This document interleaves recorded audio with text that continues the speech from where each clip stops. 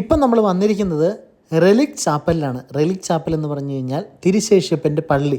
ഇത് ചെന്നൈയിൽ Mylapore cent Thomas മൗണ്ടിലാണ് സ്ഥിതി ചെയ്യുന്നത്. സെൻറ്റ് തോമസ് മൗണ്ട് വന്ന് കണ്ടു കഴിയുമ്പോൾ അതിന് താഴെയായിട്ടാണ് ഈ പുതിയ ചാപ്പൽ ക്രമീകരിച്ചിരിക്കുന്നത്. 124 വിശുദ്ധരുടെ തിരുശേഷിപ്പുകൾ ഇവിടെ നമുക്ക് കാണാനായിട്ട് കിട്ടും.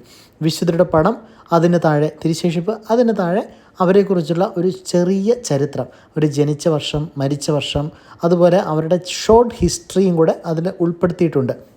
അങ്ങനെ 124 വിശുദ്ധരുടെ തിരുശേഷിപ്പുകൾ ഇവിടെയുള്ള ഒരു പ്രധാനപ്പെട്ട സ്ഥലമാണ്.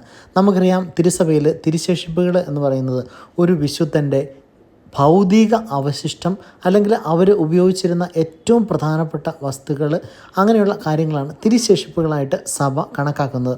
അതിന് ഔദ്യോഗികമായിട്ട് ഒരു രേഖയുണ്ട്. അതിന് അതുപോലെ തന്നെ അത് ഒതൻറ്റിക്കായിട്ട് അത് വെച്ചിരിക്കുന്നതാണ് എന്നുള്ള തെളിവുകൾ സഹിതമാണ് തിരുശേഷിപ്പുകൾ വെച്ചിരിക്കുന്നത്. അപ്പം സെൻറ്റ് തോമസ് മൗണ്ടിൽ വന്നു കഴിഞ്ഞാൽ, ഈ റെലിക് ചാപ്പലിൽ വന്നു കഴിഞ്ഞാൽ ഇത്രയും വിശുദ്ധരുടെ തിരുശേഷിപ്പുകൾ നമുക്ക് കാണാനായിട്ട് പറ്റും.